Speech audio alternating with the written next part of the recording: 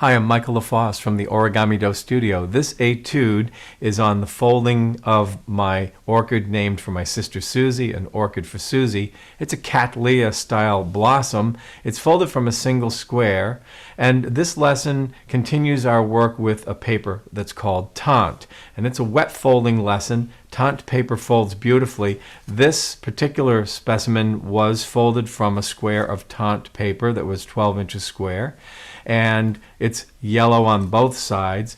Your diagrams have color yellow on one side, green on the other. And when you fold a blossom from such a paper, you'll actually get a green stem area, and the back of the major petals will be green. But the front shows only one color. We will be using paper that is colored green on one side, yellow on the other. This is Tante paper, which is sold not two-colored. It is going to be yellow on both sides. So what we've done is we've sprayed the backside with a water-based acrylic paint, which works just fine. This will help you to learn how to fold more easily because you'll be able to keep better track of the front and the back of the sheet as we go. So let's continue with this etude on folding an orchid plant. You'll need the blossom, and here it is, an orchid for Susie. Here are some tools and materials for this project. This is a wet folding project. We're going to be doing zone wet folding, and for that you need a little reservoir of water and a folded paper towel. For the entire area wet folding, a spray bottle with some water and another paper towel for smoothing out the droplets. Occasionally it may be helpful to have a pointed tool like a bamboo skewer or a knitting needle. And of course the piece of paper that you'll fold. Here we've colored the paper green on the back side, and here's the flower's color, the yellow on the front. And this is a piece of Tante paper, which is excellent for this project, cut 14 inches square.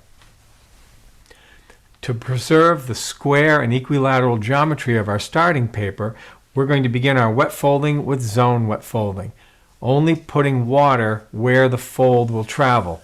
Let's begin with a horizontal folded line, moistening the paper across the middle. It's a zone, so it's a rough idea of the target.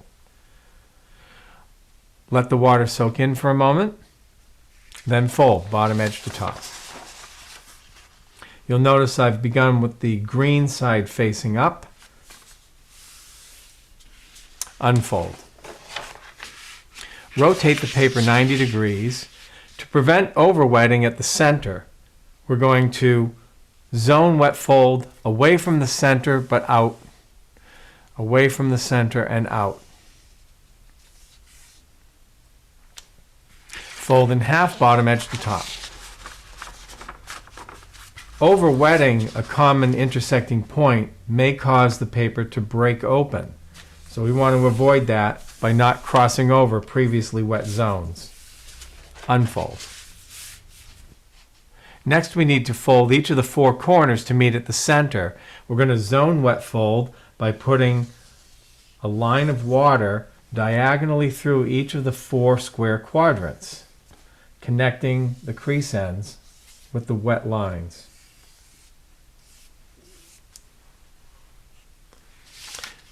And now we can blintz fold.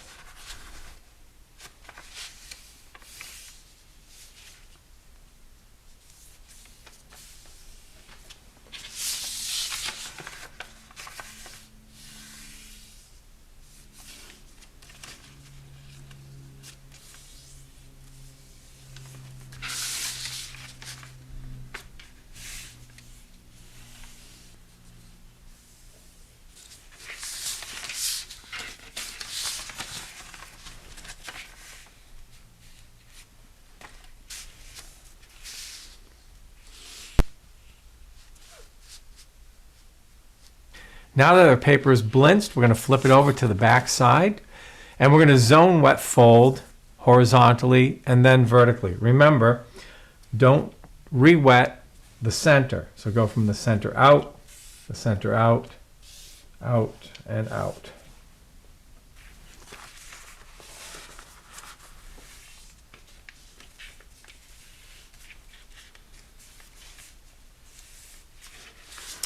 Unfold and fold in half edge to edge the other way. Open the paper, and I'd like for you to notice that our crease pattern will allow us to collapse the paper to make the preliminary form. It's a blinched one and the splints on the outside. But we need to first wet the entire area. And so we're going to open the paper completely.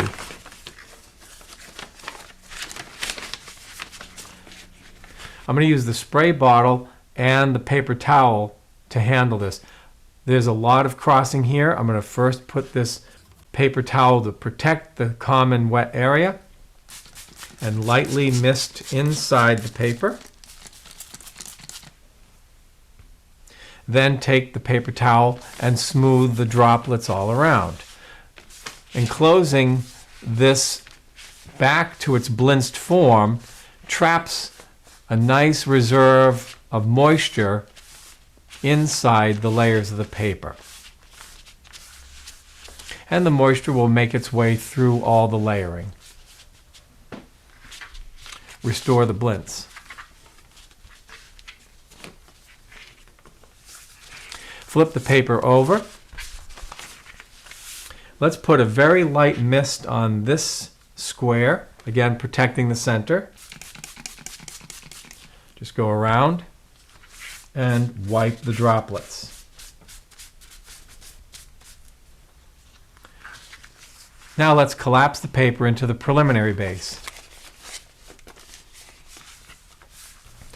The preliminary form or base has 4 triangle-shaped pages. Take the top page on the right side, stand it straight up, find the edge which opens, and we're going to squash fold. So you're going to open the paper like a cone, keep these layers together, and flatten the top layer down using the mountain crease for alignment with the split. There's our squash. Turn the paper over left to right and find the side that has 2 pages together. That's here on the right. Stand this up and squash.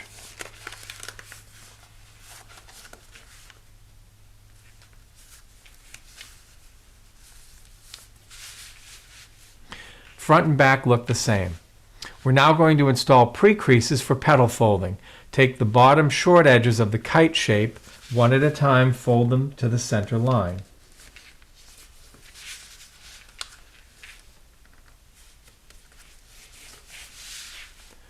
Unfold. Turn the paper over and do the same thing on the other side.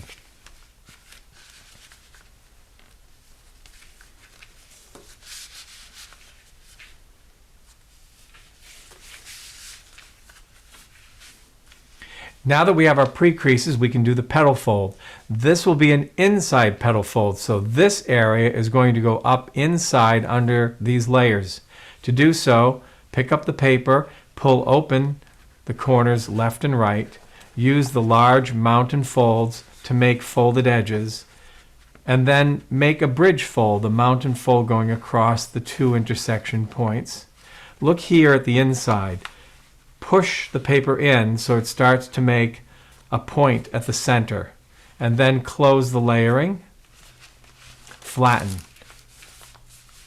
You've accomplished an inside petal fold. We're going to do the same thing on the other side.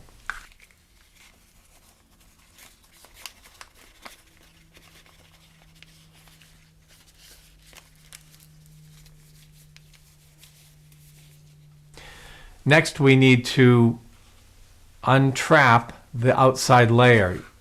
You can see here that when I open this paper, I can free this outermost layer, turning it inside out, and then flatten. We're going to do the same thing on the other side. Open, release the trap layer, turn it inside out, and flatten.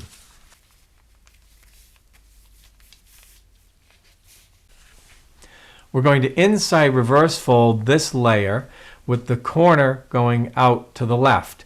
To begin, valley fold the paper in half, then perform an inside reverse fold. We're reversing what was a valley into the form of a mountain.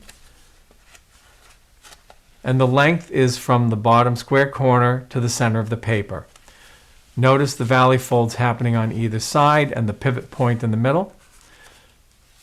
Turn it over to the left, align your edges, and flatten. And there it is. We're going to do the same thing on the other side. Turn the paper over left to right. Inside reverse fold and move it to the left.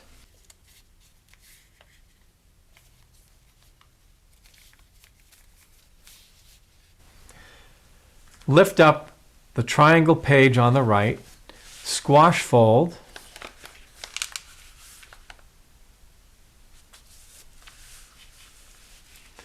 pre-crease,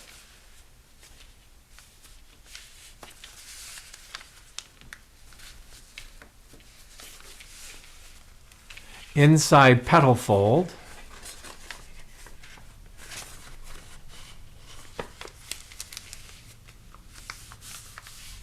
and release the trapped layer. Flatten the paper and leave it this way. Turn the paper over left to right. Here's the final triangle page. Stand it straight up, squash fold,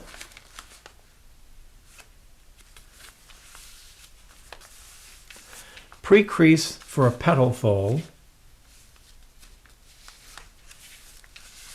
but this petal fold will be different. This will be an outside petal fold. It's the only one, and it's the part that will become the major lip petal. So we've undone those flaps. This area, instead of going inside, is going to come up and show on the outside. So it's an outside petal fold. We begin by lifting the layer up and then using the large creases at the bottom,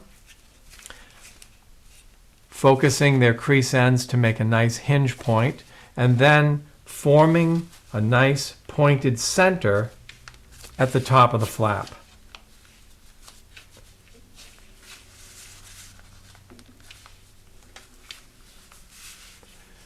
This is an outside petal fold. We're going to release the trapped layer, but there will be a little difference here. First, we're going to take the outside petal fold and bend it down, put a nice hinge in there. We have that hinge that makes that flexible. Let's lift open the trapped layer, and pushing at these two pivot points, we're going to turn the paper inside out.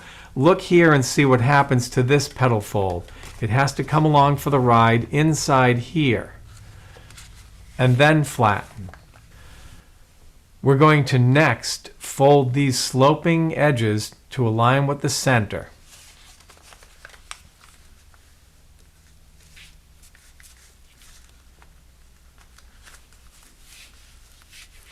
Notice that this corner crosses the center line. It's supposed to. Let's do the same thing on the other side. And since this flap crosses the center line, it will overlap the other. Unfold. Now we need to pull open this entire section. So we're going to lift the paper up. This is the part that has the unique petal fold. Okay. Pull open. Be brave until you can see this entire quadrant of the original square. There are a lot of creases here, but I want to bring your attention to this almost triangular outline of creases here. There is a little indent here, and its mirror image duplicated over here on the side. We need to sync these two roughly triangular areas. To do that, we need to be sure that the perimeter of the area to be sunk will be entirely of mountain folds. This one is already a mountain fold, others are not.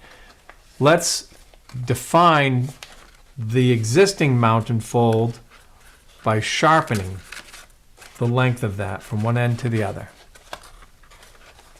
Now let's go to the shorter area here. It's actually a valley, but we need to turn it into a mountain. And by pinching, we're going to put those creases in place. Now, Up this side, there is a little indent, but we're going to follow first at the back end where it's narrow, tracing the valley crease as a mountain fold, pinching and following the creases carefully.